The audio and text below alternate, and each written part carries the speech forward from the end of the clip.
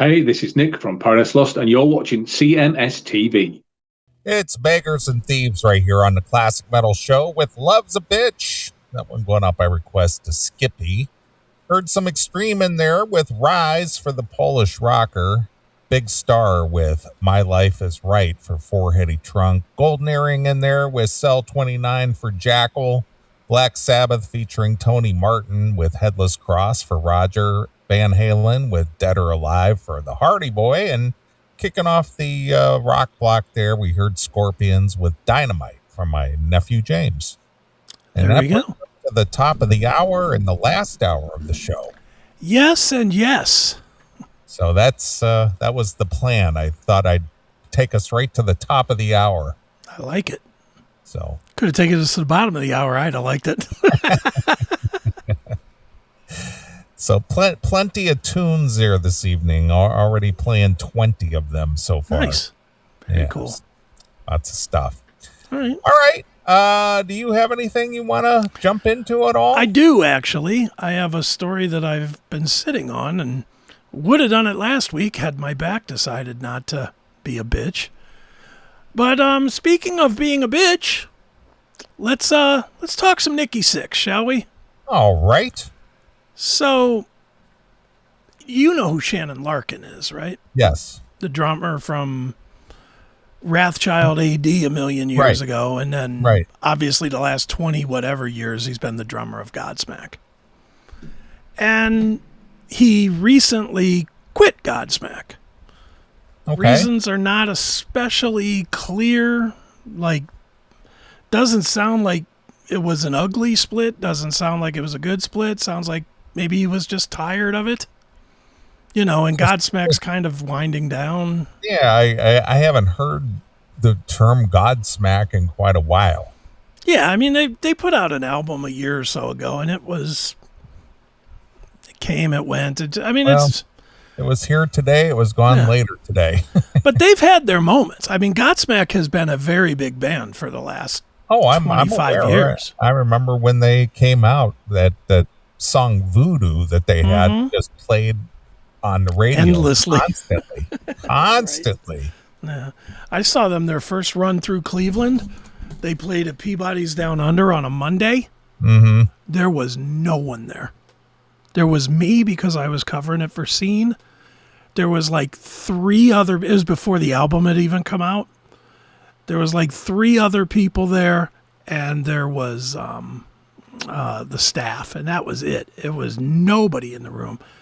And I ain't gonna lie, I've seen Godsmack 5 or 6 times. It was by far the best that they ever played.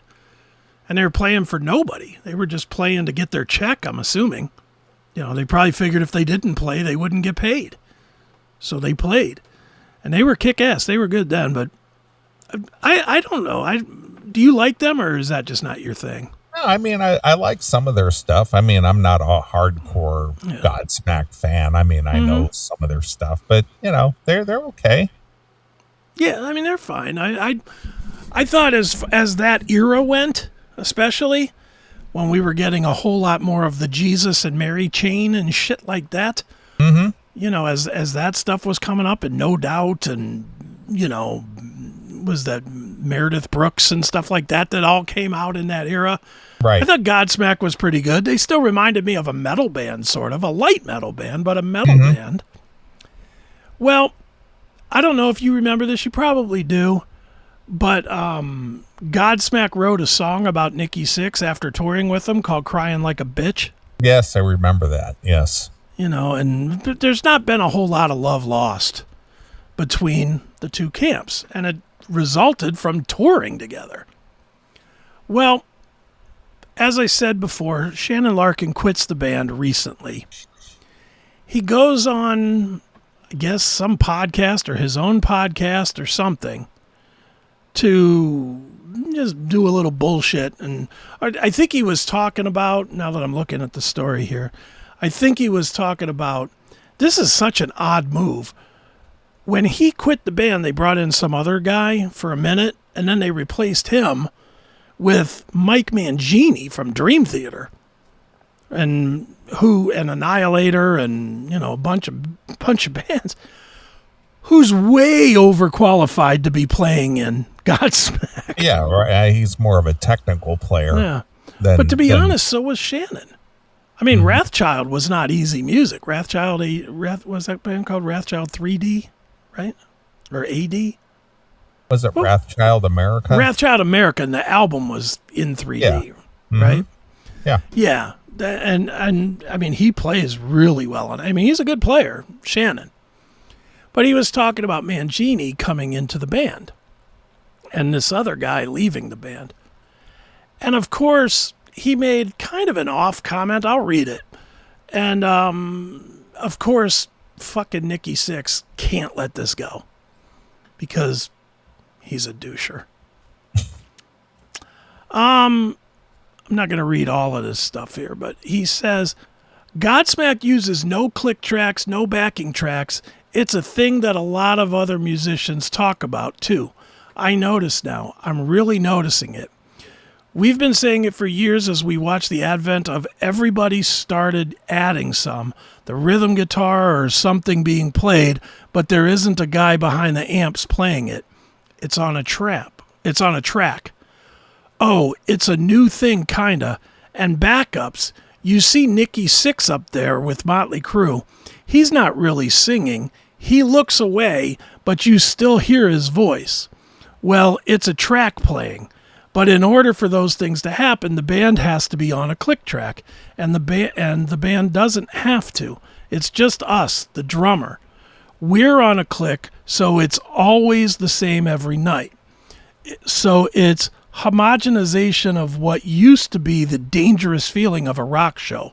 Dangerous from a band's aspect on stage, too. You don't know what's gonna go on. So you get that, right? Before I go further. Yeah. Is he out of line on any of this? No, because I mean that's been the discussion for. Well, we'll give Sir Edward Trunk his due. Sure. His railing against the backing tracks. Mm-hmm. And whether you're for him or not, that's not even really the deal here. He's just saying people use it. Yeah. And as a guy that toured with Motley Crue, there's probably some validity to him saying Nikki Sixx is up there not singing. Well, he's, we've seen it. We've seen it in some of the videos that we've played. He's not even playing bass. Yeah. But he's probably seen it on the tech level as well. That, this is Nikki's track, or this is whoever's track, Vince's track, or whatever. He's toured with them, so on some level, he probably has knowledge. Is that fair? That is true. Well, of course, Nikki has to go and counter this. And where else would he go but to social media? Because that's where you go to have these fights, right? Well, yeah, of course. We've got to go to the court of public opinion. That's right. So he goes to X, and he says, who's this Sharon Larkin hater? Like he doesn't know. Mm-hmm. Like he doesn't know that he toured with the guy. He called him Sharon? Shannon Larkin hater. Okay. I thought he was saying that like being sarcastic. No, he's saying it like I've never heard of this fucking nobody. Mm-hmm. But wait, it gets better because this is the funny part to me. He's trying. I'll read it and then I'll answer this part. All right. It's funny how so many B- and C level bands seem to spend more time talking about us than writing songs people actually remember. Full stop. There's no chance in hell that Godsmack is a B-level band. Is there? No, not at all. Whether you like them or hate them, you know of them. They were a dominant band in the 2000s. They were in the same boat as Korn, Biscuit, Disturbed. Wouldn't you say they were right there in that mix? Oh, yeah. They're not a B-level band, or certainly not a C-level band. I don't think I don't think there was a week that went by where you didn't hear the name Sully Erna That's what I mean. in the news for some reason or another. Yeah. I mean, if this guy wants to look up C-level bands, why don't you start with his own bands? 6 a.m. or the Brides of Destruction.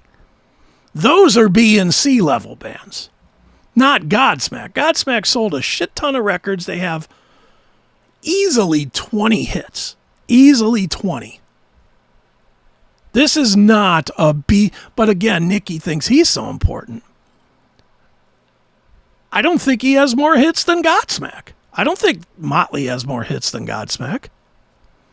They're not the same time period. It's not the same audience, but it's certainly is close. If there's a little off, it's close. But listen, let me read a little more of this. Maybe it's jealousy, maybe it's insecurity, maybe ticket sales are a bit slow. Either way, borrowing someone else's spotlight has never been much of a long-term career strategy. I genuinely feel for musicians who never figured out that the best publicity is writing great songs over and over again, decade after decade, for fans, not critics. All right, I'm stopping here. When's the last time Nikki Sixx wrote a great song? Well, a great song. He said, his quote, I genuinely feel for musicians who never figured out that the best publicity is writing great songs over and over again, decade after decade, for fans, not critics. When is the last time this guy wrote a great song? I would say it's probably Life is Beautiful from 6 a.m. I think it's called Life is Beautiful. It's the only, it's a good song. I don't know the name of it, but. All right. But well, for me, it would be Primal Scream. And that's 1991. Right. So it's been 3 full decades since he's written a great song in your eyes. In my eyes, yeah. I'm giving him the benefit of the doubt and moving up 10 years and saying 20 years. That's a stretch, but I did very much enjoy that 6 a.m. song. That one song, the album blew, but that song was good. So what is he talking about? Godsmack has written a bunch of hits since that 6 a.m. song. And certainly they've written a bunch of hits since Primal Scream. This guy is a tool bag. Well, I think he didn't like being called out for using tracks. Yeah. Well, notice he hasn't addressed that. No, he hasn't. Let me finish reading his quote. It reminds, and here comes guys like us taking the smack now. It reminds me of the endless bimbo podcast crowd that builds an audience by talking about everyone else instead of creating something worth talking about. Anyway, maybe he needs to take a nap before he does more press. That's the end of his statement. Well, Nikki, Crying Like a Bitch on Spotify has 173 million plays. Yeah. How many songs, just roughly, if you can do it real fast, I don't know how Spotify works exactly. How many songs do they have over 100? Does Godsmack have over 100 million plays? 1, 2, 3, 4, 5, 6. 6 songs.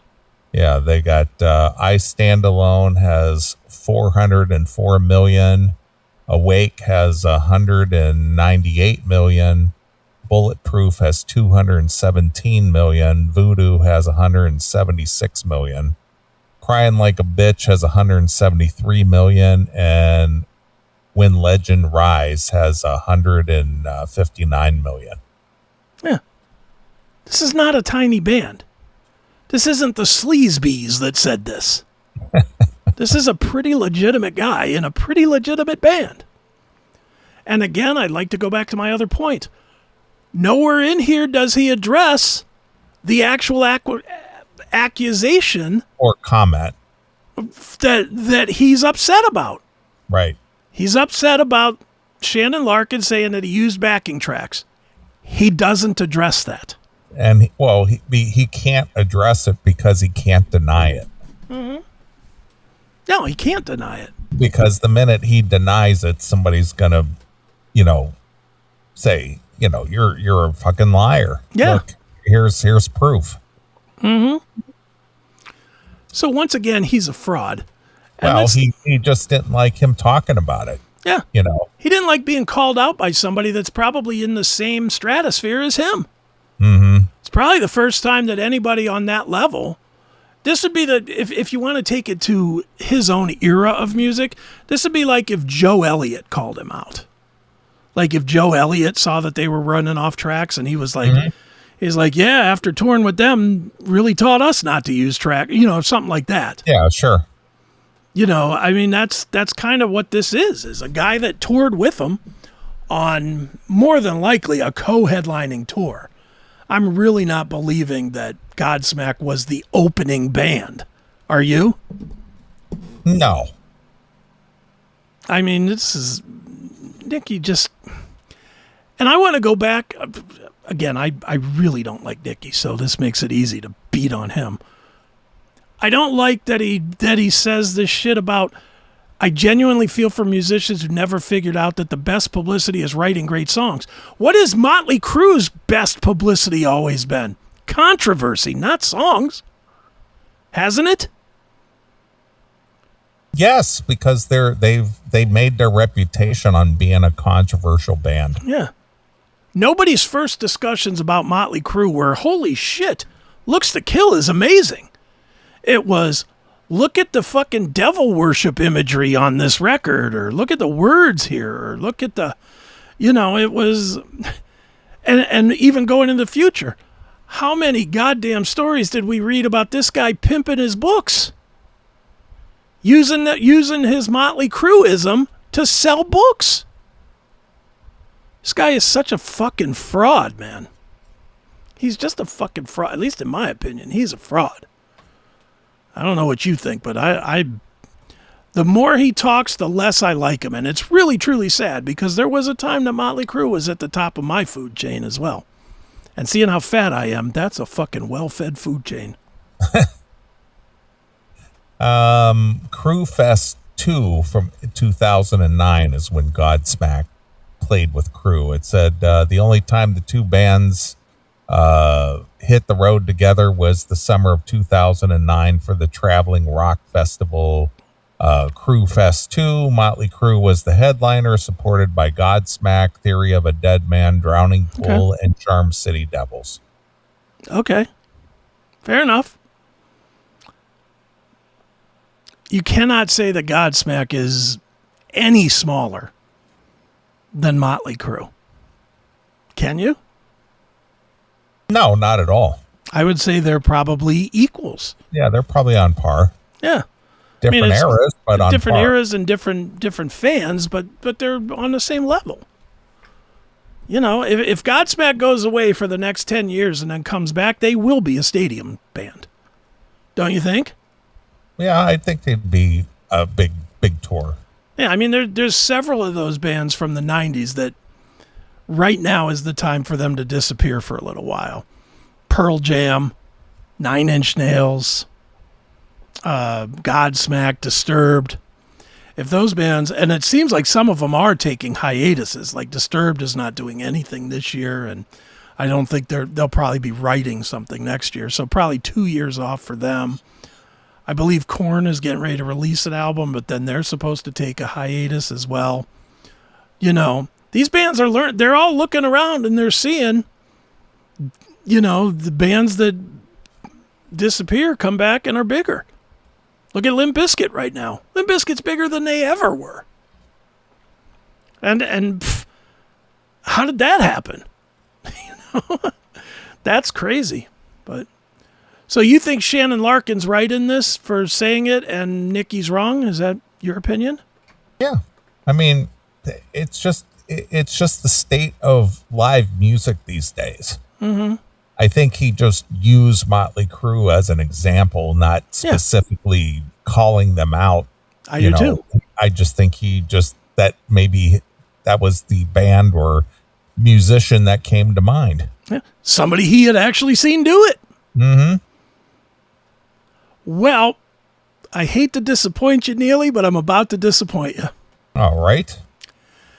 Because now here is the apology from Shannon Larkin to Nikki Sixx. He apologized for mentioning him in a statement?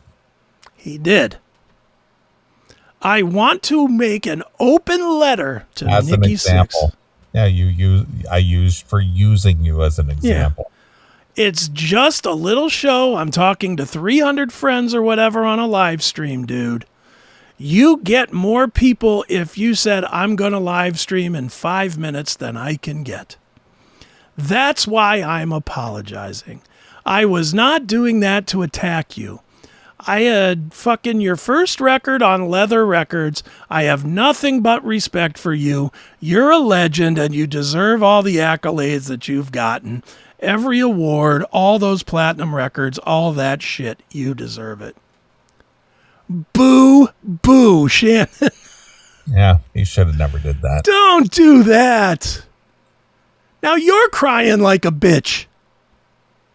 Why would you apologize for this? Yeah, there's nothing to apologize for. He just, as he says right at the beginning, he used him as an example. Yeah. And again, there's still no denial of the example that was used. There is not a denial. There is not Nikki Sixx saying, I'm not using tracks on my vocals. Yeah. That's what Shannon said. Nikki's not singing. It's a track. Where's the statement? Where's the proof? Well, we've said it here. I mean, I've said, I've gone to see Wasp the last couple of times they've come through the area, and it's very clear that Blackie is not singing all the words. Yeah. Because when you're watching Blackie, he turns away from the mic and, you still hear him singing. Of course. And so if I said, like Blackie Lawless does when he's singing, would that be a wrong statement to make? No. Using him as an example? I don't think it's a wrong statement. No, it's just, Yeah, it's just what's going on. It's just an example. Here's a person who's doing it live. Mm-hmm. Okay. And again, you're feeding into it like it's an issue, like you're cheating. That's the part that I have the worst problem with Motley Crue over. It's like they know they're doing something wrong and they're trying to hide it. He ought to just come right out and say it. You know what? We're trying to give you the best fucking show we can give you. Sometimes that requires some backing tracks. Mm-hmm. But Tommy's still going to go crazy on the drums. I'm still going to roll around on the fucking stage like a lunatic. Vince is going to fall down a couple of times and fucking John 5 is going to look like a ghost. But it's a cool show when you got shit blowing up and half-naked chicks up there singing and dancing. You're getting a good show. Why not just say that? Other than he'd have to admit that he's a fraud. That's the only reason he doesn't admit it, because he'd have to admit that he's a phony. And this guy does not have it in him to be honest when it would make him look bad. That's it. That's just coming from me, from my bimbo podcast. Yeah. Well, I think that, it's that whole ego. Mm-hmm. Just like, I can do no wrong. Yeah. And somebody within the, someone in the entertainment world, you use me as an example of doing that. Mm-hmm. And it's not a secret. Yeah, it's not a secret at all. People have been talking about this for quite a while. Mm-hmm. Yet, Mr. The only way to get publicity is by writing great songs decade after decade. He was right up front and center today saying, hey, I've been sober for 25 years or whatever it is. What does that have to do with your performance there, Nick? Nothing. Not a goddamn thing. This guy is such a fucking fraud on every level. And quite frankly, great, you've been sober 25 years. But that doesn't really excuse the fact that you were a fucking junkie dickbag for the first fucking 10 years we knew you. Want to explain that away there, pal? Want to tell me how it was the pressure of being a millionaire that led you to fucking shooting heroin, allegedly? A claim that's also been largely questioned, that he was ever a heroin addict and that he ever truly died on Christmas Day. All of that has been challenged. And he never has an answer for any of that. But you know what? He keeps writing those hit songs like The Dogs of War and whatever, decade after decade, Neely. The guy is a fucking legend. Yeah. Who could forget the great hit Sex? Remember that one? Oh, yeah. Bum. Yeah, I honestly don't believe that Dogs of War was actually written. I think it was an AI thing. It could very well have been. The video certainly was. Well, the video was, but I think the actual song was. Yeah, it probably was. It probably, I mean, again, we'll never know for sure. Nobody's going to ever sell that out, but I just don't, it doesn't sound anything like Motley Crue. I do know that. How about If I Die Tomorrow? Was that a great song, Nikki? Remember that one? Yeah. He's written a lot of crash crap. Your car too. Yeah, he's written a lot of crap. Afraid. Flush. Brandon. Glitter. I mean, I'm naming really bad songs right off the top of my... I mean, these are really bad songs. Notice they all have one thing in common. What's that? They're all one-word titles. One-word songs. It's because it makes them easier to fit down a toilet because they suck. They are just fucking shitty. Mm-hmm. Well, anyway, that's what's going on out there. I'm not gonna lie, I was so happy when I saw that Shannon took a shot at him. And then I didn't even look at it as being taking a shot at him. It was just an honest thought. Yeah, to me, it just sounded like he was just using it as an example, as if everybody already knows this. Yeah, well, I liked the example because Nikki is such a douchebag online that, you know, with his pomposity is at a level very few, even huge rock stars have. You know, he's in that like Dave Mustaine world of just being a pompous jagoff. And this kind of shit really shows it, doesn't it? It does. It's just awful.